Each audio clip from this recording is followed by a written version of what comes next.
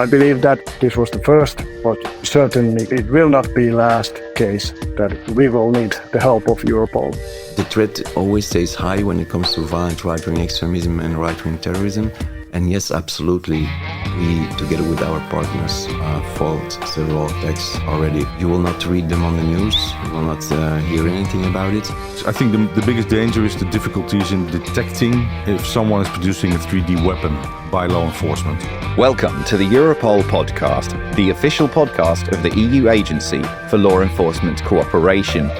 In this series, we shine a light on some of the biggest cases Europol has supported and how we continue to fight crime. Today's episode, Jamming the Printers. Finland, 2022. 4 men are exchanging messages in a closed group chat. This is not the type of group chat that you or I would be part of. The 4 participants subscribe to an extreme right-wing ideology, one built on white supremacist and Nazi principles. This chat is where they discuss their beliefs and ways to spread their violent ideology. I would describe them as a kind of a loose group. There was no hierarchy or no chain of commands or nothing like that. They had ideology in common, and through that they decided to discuss with each other and started building those weapons, and they started talking about what should they do to advance their ideology. The voice you're hearing is that of Tuomas, a senior investigator in organised crime and terrorism cases from the Finnish police. My name is Tuomas, and my title is Detective Chief Inspector, and I work through organised crime in Finnish police. Tuomas was in charge of the investigation into this small extremist group. We investigated a case where we had 4 suspects that were related on building 3D printed firearms. And those suspects had a far-right ideology which motivated their building those weapons. The suspects were building a type of semi-automatic firearm which can be built almost entirely independently using a home 3D printer. And the parts they were talking about in their group chat, these were the elements of these weapons. You might have encountered 3D printers before. You may even have one in your home, but a growing concern for law enforcement is that these printers can be used to make firearms, which could be hard to trace and shoot dozens, if not hundreds, of real, live rounds. I would describe them as a far-right extremists, including theory of accelerationism, with terms like siege, race war, and day of the rope. And they had a lot of far-right materials they were reading and sharing with each other. This extremist group subscribed to something called accelerationism. In a far-right context, the ideology asks adherents to take action to deliberately bring about the collapse of modern society, to accelerate its demise. Their aim is to bring about a global war, which they believe would be fought along racial lines. I believe that the weapon building also was based on ideology, and that's why they started building to be prepared for the race war. And maybe to be sure that they had some firearms if they needed those. One aspect of this accelerationist ideology, known as siege, is the belief that the more discontent there is with the current system, the more people will join the cause. This is used to legitimize attacks on people, objects, or infrastructure, because this will accelerate the discontent. But first, let's look closer at these 3D printed firearms. I think the biggest danger is the difficulties in detecting if someone is producing a 3D weapon. So there's a whole new community with people not previously known to the police who can have access to firearms because they produce them themselves. And they do not need to address to criminals or criminal firearms traffickers to obtain a firearm. Leon is Europol's top expert in the area of weapons trafficking. My name is Leon. I'm the head of team for the analysis project Weapons and Explosives at Europol. Analysis projects, or APs, are operational teams at Europol who are dedicated to focusing on a specific criminal phenomenon. In Leon's case, it's weapons and explosives. 3D printing is a technology where a printer can print layers of plastic filaments into a 3D shape of pretty much anything. You know, we're going to talk about weapons, but you can print whatever you want to print. And the 3D printing, of course, is a fantastic thing because it will enable our society with lots of good stuff. For instance, you can, if you lost your leg, in the future they will probably 3D print your artificial leg. A 3D printer allows you to cheaply make whatever plastic shape you want at home. So the idea of needing special equipment to make all kinds of different objects and components goes out of the window.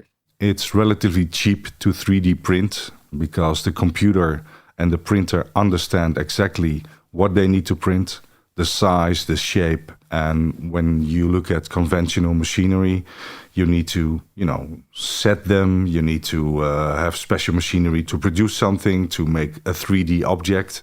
Like many technological advances, there are chances that criminals will exploit 3D printing, particularly when it comes to making weapons. The first example comes from 2013.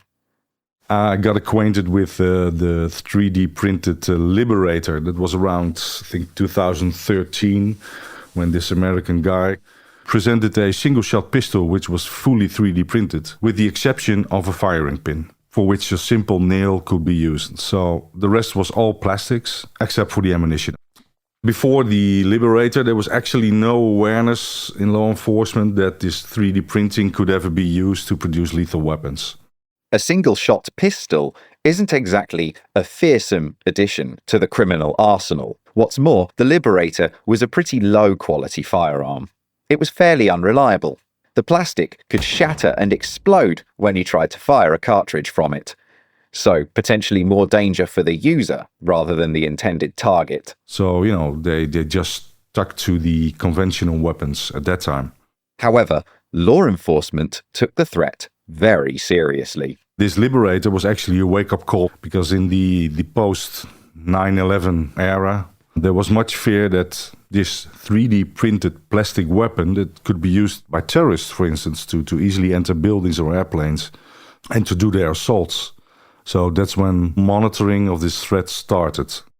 However, innovations soon began on the Liberator, and before long, new designs for 3D printed weapons emerged, more serious firearms, and lookalikes of conventional firearms were under development.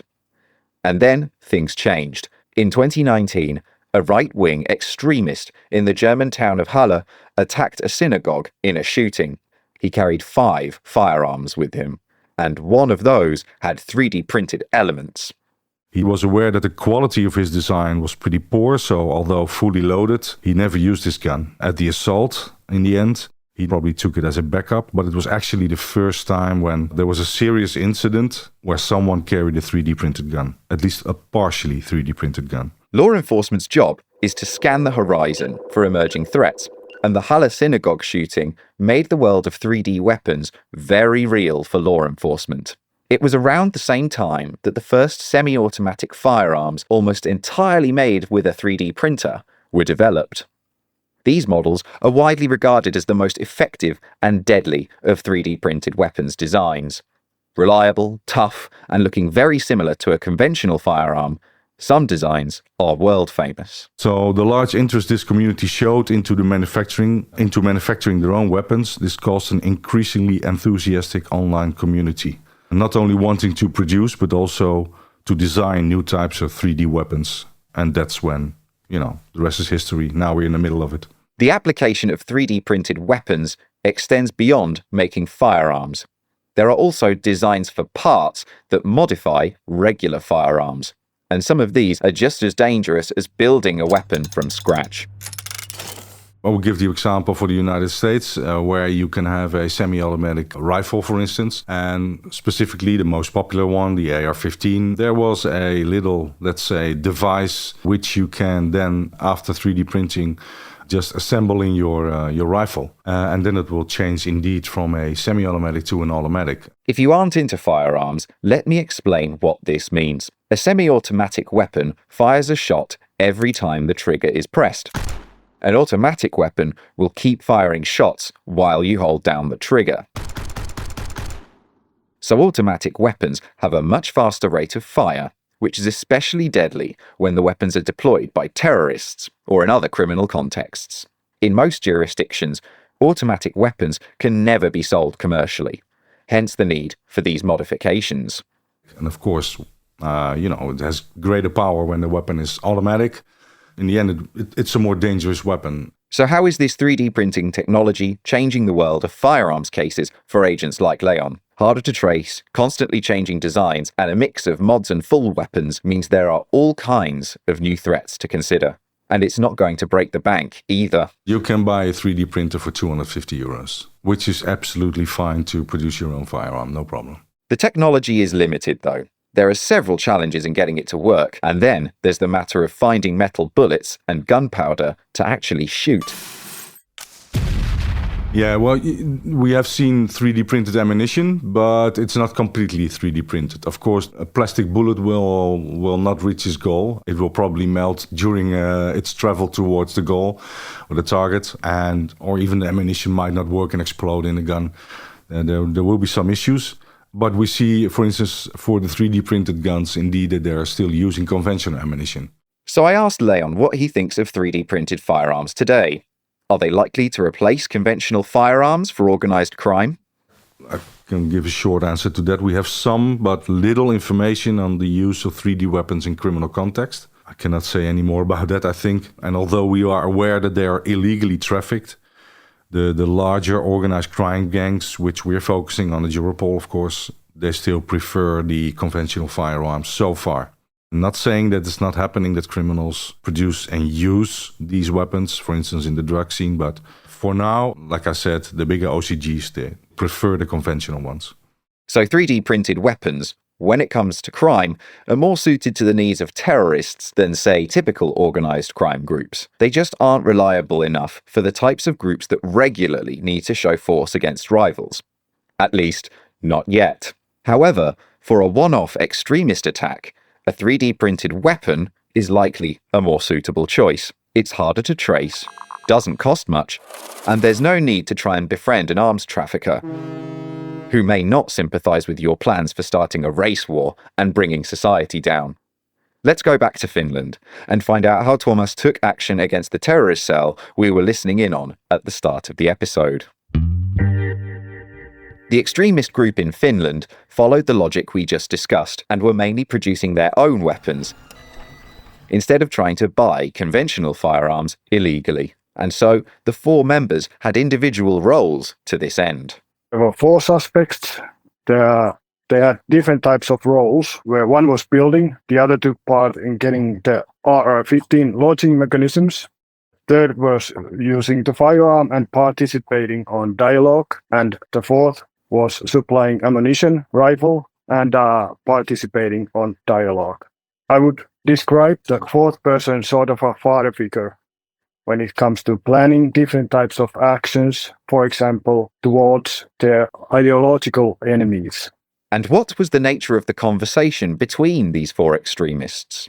They discussed a lot of things, especially on bilateral conversations. They would reveal their acceptance on use of violence to further their own ideological goals. So they were discussing about planning attacks towards people and infrastructure. On people, they were left-wing politics, immigrants, and also Finnish parliament. For example, a prominent political figure was planning to visit a party office at a square near the suspect's location. And they were discussing how they should go there, but they decided not to go because there would be police present. The group were manufacturing weapons to be used in one of these attacks against a person, politician, or demographic that they didn't like.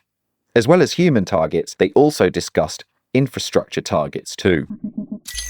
And well, those plans about infrastructure, they were like railways, electricity network, water supply, that type of things. And typically it would be some sort of a gorilla or lone wolf type of method they would use to do those. And actually, we have a photo where two of the suspects visited a water pressure boosting pump, which they found in a part of a forest. They took their picture, so that's how we know they were there. And it showed how they would build a termite bomb or cut down the railways or something like that. This extremist cell were firmly on the radar of the Finnish police. They were manufacturing 3D printed weapons that could be used in a major attack, and they were discussing all kinds of options for who, what, and where they could strike. This is a serious terrorist threat. Our main suspect was a bit under 30 years old man who lived in Lahti, which is a city in southern part of Finland. And our main suspect was the actual builder of those firearms. During our investigation, mainly from the evidence we got from device searches, we got more knowledge of their discussions and their ideology. After long nights poring over criminal data, Tuomas, as chief investigator, had built up a picture of the four suspects. As well as the violent ideology and the discussion of targets, analysis showed that the firearms threat was real. Well, I would say we were building on small pieces, and our investigation began through our intelligence, different types of information requests, and long-term information gathering. So it started on those. But this is a whole new area of crime. And this was the first case of its kind for the Finnish police. So Tuomas and the Finnish authorities had to make sure the law was clear first. Those indicated that two of our later suspects might have something to do with manufacturing those firearms. Then we had to look at the legislative state regarding on our firearms. We needed to prove that they were actually working to make those firearms work, because if you have legal parts, then you don't have a crime case. So we have to make sure that they are doing some kind of crime-related activities. And of course, our target was that we could show that it was an aggravated firearms offense they were making. So, which meant that we should show that they were making 10 or more, or they were manufacturing particularly dangerous weapon. So those were the two options for us. Thankfully for the investigation, the intelligence showed the threat of an attack was real and that these were indeed dangerous weapons. And after we started our investigation, and when we were sure that they had a functioning firearm, we were able to make the arrests of those two suspects. And through their device searches, we were able to reveal two other suspects. By August 2022, the four suspects were successfully identified and apprehended by the Finnish police. There were four people, all male. Most of them were under 30s. And the fourth suspect was a bit older, nearly 60. And the group was gathered through common ideological bases. I believe that they have met in far-right gatherings or through each other. The Finnish authorities learned more about the extremist ideology the four subscribed to and the literature behind their views. Books such as The Turner Diaries, a neo-Nazi book from the 1970s, featured prominently. The suspects were preparing for something known in far-right circles as the Day of the Rope. Day of the Rope is the day when the race war starts or something movement that starts. Then Day of the Rope comes to those who oppose them, who have a different type of ideology, who are their enemies and such. And it's there it comes from. And during the arrests, all the manufactured weapons were seized. We confiscated 4, one of which was still under construction. And I believe that we were able to confiscate all of those weapons that our suspect made. He also made one homemade tip gun, which looks like a small pipe. And also we confiscated a lot of ammunition and that sort of thing. Over, if I remember correctly, about 1,400 9mm cartridges. And also .22 cartridges, well, not as many.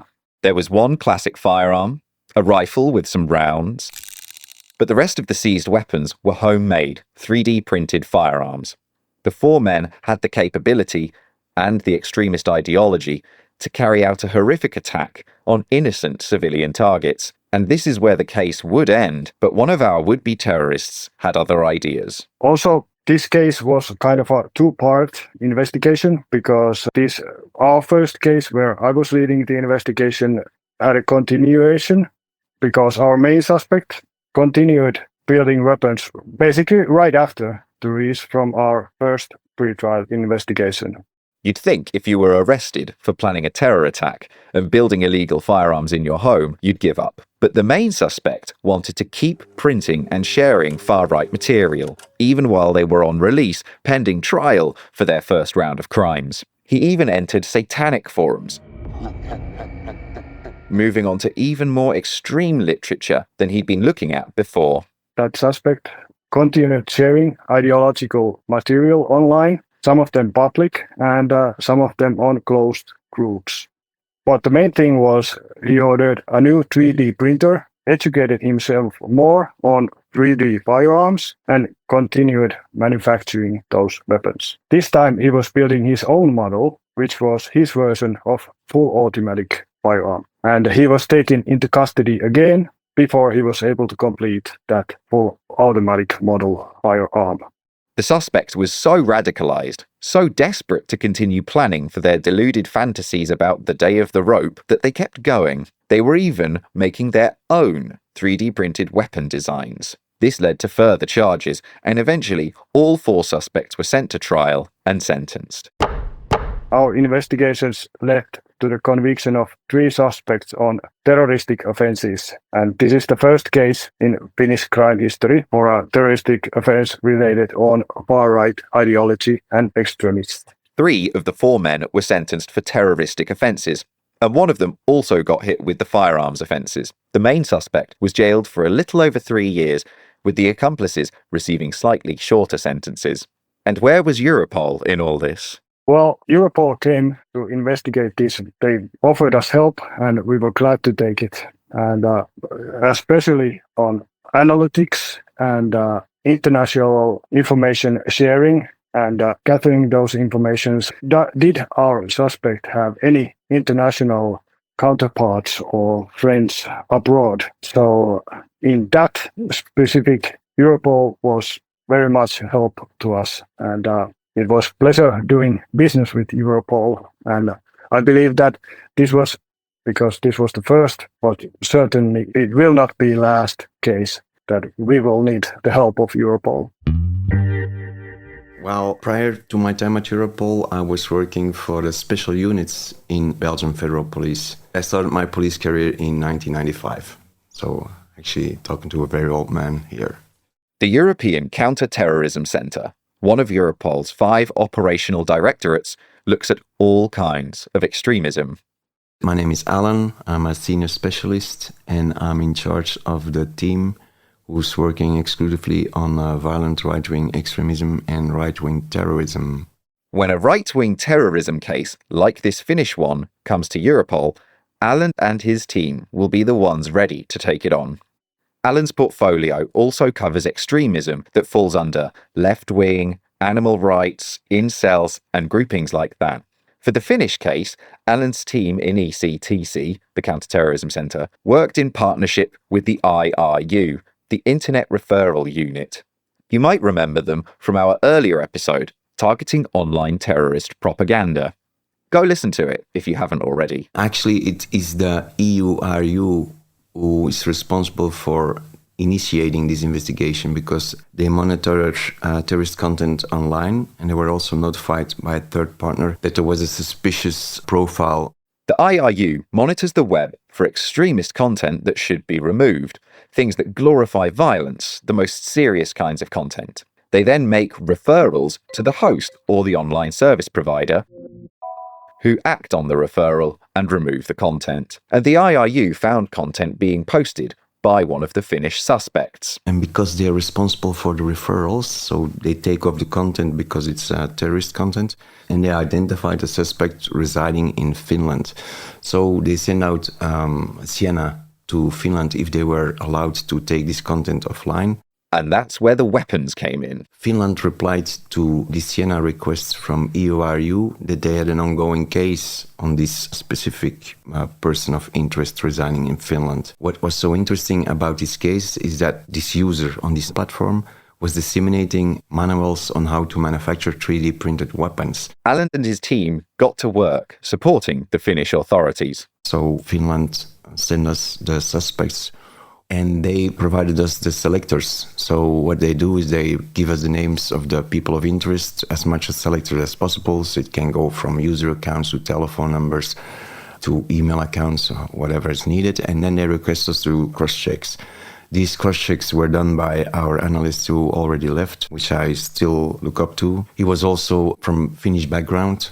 And he took complete responsibility of this case. He found very interesting links with other ongoing cases that we were supporting for other member states. What does Allan mean by cross-checks? So Finland, they provide these selectors, as we call them. And when we look at these selectors, we compare it to every operation, every data that we hold in our database that we received from other ongoing cases or cases that already been closed. As soon as we have a link, and the more unique the selector is, the more clear the outcome will be for the requesting member state. So as soon as we see in our database that there is a link with another case, we disseminate it to the requesting member state. With cross-checks complete and relevant links found, the analysis was then ready to be actioned on back in Finland. These links were provided immediately back to Finland. And Finland started digging deeper into the interesting links that were found, because there were links with Tomahawk Division, but also with Order of the Nine Angles and with Terrorgram, which is also a neo-Nazi collective responsible for indoctrinating youngsters via Telegram. The analysis connected the persons of interest with multiple fringe groups. Neo-Nazi groups such as the Atomwaffen Division and Satanist movements such as the Order of the Nine Angles. Since Allan is an expert on terrorist groups and their motivations, here he is to explain some of the core components of the suspect's beliefs. Siege is actually a subculture within the neo-Nazi and white supremacist scene. And this siege culture is an outcome of collected letters written by James Mason, who is the founder of, who is actually the founder of this siege book. So what it stands for, actually, according to James Mason and also Charles Manson, there is no political solution for what's happening. So they want to collapse the system, and that's what they stand for. Out of this. And then there are subcultures within right-wing extremism that take varying approaches to this position. Some divisions popped up, like, for example, Atomwaffen Division, and Fire Creek Division, Sonic Creek Division, Rapewaffen Division, all sorts of divisions who endorse the accelerationism. So this accelerationism is a way of thinking of people believing in the siege culture, and it's already within the word accelerate. They want to accelerate society to be collapsed as soon as possible, and they want to go for a total race war, and with the final outcome to have the only one survivors is the Aryan race. Allan and his team work a lot on cases that look at right-wing extremists with this kind of ideology. And like with the Finnish case, he's seeing more of these 3D printed weapons showing up in his investigations. I'm not going to say that every case that we deal with in the violent right-wing extremism is linked to 3D printed weapons, but many cases are. The only thing you need is like a 3D printer that you can buy on Amazon or AliExpress or whatever. The metal parts that are needed for the 3D printer. When it comes to right-wing extremism in particular, Allan has observed a growing interest in homemade 3D printed firearms. And recently we also did our annual meeting, so we invite all our members to come over. And then during the Tour de Table, they also discussed that they've seen the increase of people interested in 3D printed weapons. So it's also flagged by the member states. It's these manuals on how to print these weapons they are massively going around in these accelerationism scenes, in the Telegram scene. So they're a big fan of it. But you also need to know that freedom fighters in Myanmar, who have nothing to do with right-wing, they're also using these weapons. We don't have the tunnel vision because we do look to what's happening in the jihadism spectrum or in the left-wing spectrum. It's just obvious that these accelerationists are a big fan. So for us, if somebody will use it, most likely it will be one of the right-wingers. As you might imagine, in our modern, online and connected world, the extremist groups on Allan's radar are increasingly connected and overlapping. And while this helps them organise and spread their ideology, it also helps law enforcement spot and neutralise international extremist networks. What the interesting thing is that every case that's been contributed by us never stands alone. We see these international links, these international dimensions, these divisions who are connected to each other, these pan-European networks. So we're connecting the dots, and it's really interesting to see that one case can open up another case, or one case can be of an added value for the investigators to bring it to court. Thank you for listening to this episode of the Europol Podcast. Please subscribe and give us a rating on whatever platform you're using. It really helps us improve the quality of the show. If you want to learn more about the crimes discussed in this episode or any of the other crime areas Europol works on, follow us on social media and pay our website a visit.